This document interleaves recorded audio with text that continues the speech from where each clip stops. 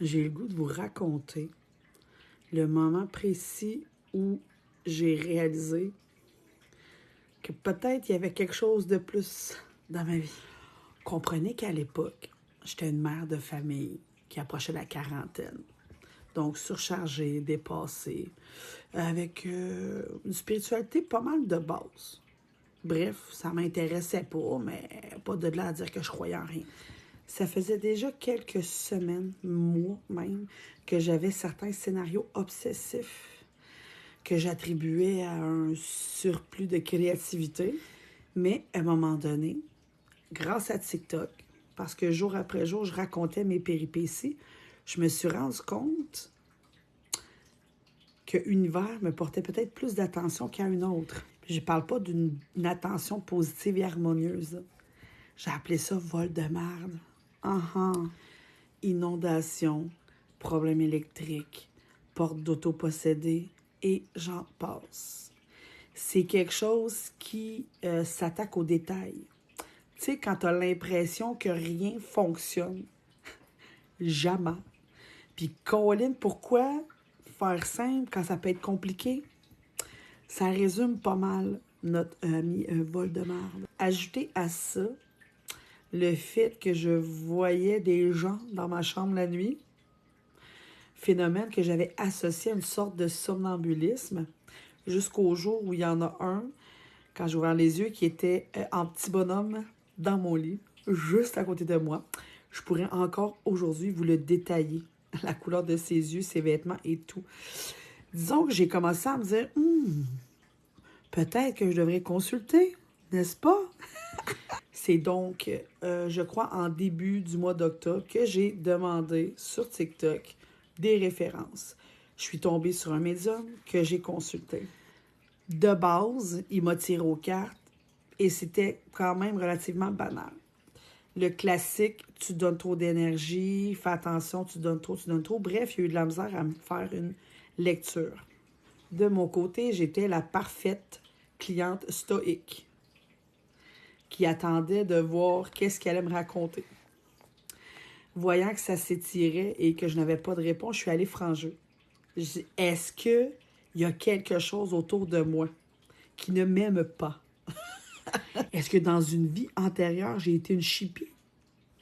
Est-ce que je suis maudite? Dis-moi, dis-moi.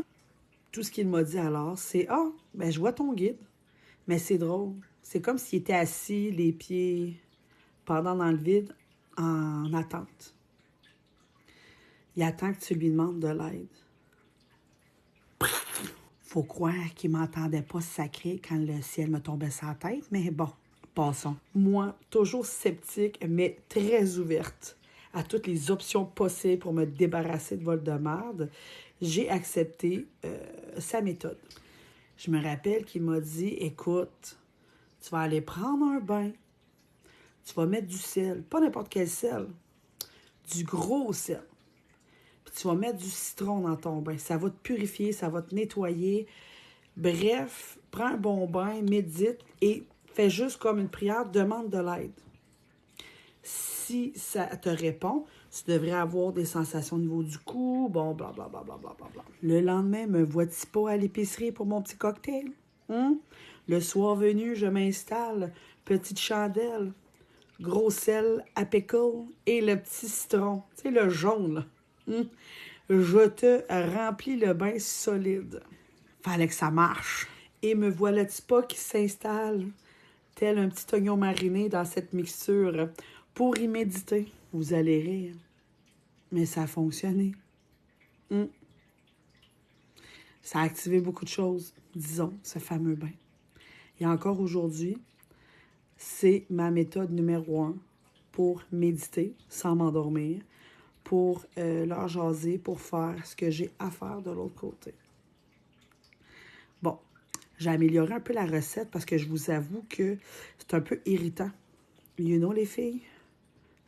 Donc, quand j'ai décidé de m'associer avec Caro puis qu'on se demandait quel produit vous offrir, le sel de bain, ça a été comme une petite évidence. J'aurais tellement aimé avoir ce genre de format-là à l'époque parce que comprenez qu'au fil des mois, J'ai amélioré ma recette. Hein?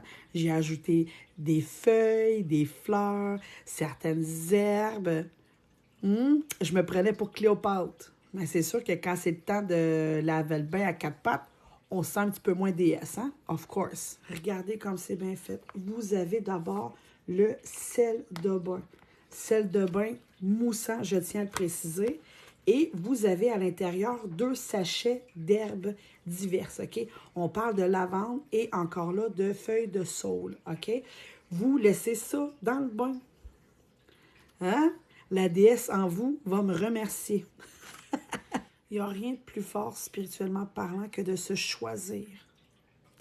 Même si c'est juste le temps d'un bon bain chaud. Où vous allez être seul avec vous-même. Détendu, en sécurité. Dans le but avoué de méditer. De chercher des réponses. Trouver des questions. De voir ce qui se passe à l'intérieur. Et qui sait, peut-être d'entendre ce qui se passe également à l'extérieur. J'ai toujours dit que mon bain, c'est un portail. C'est la seule place où j'arrive à méditer sans m'endormir et où je ne me fais pas déranger aux 5 minutes par mes enfants. Parce que je barre la porte.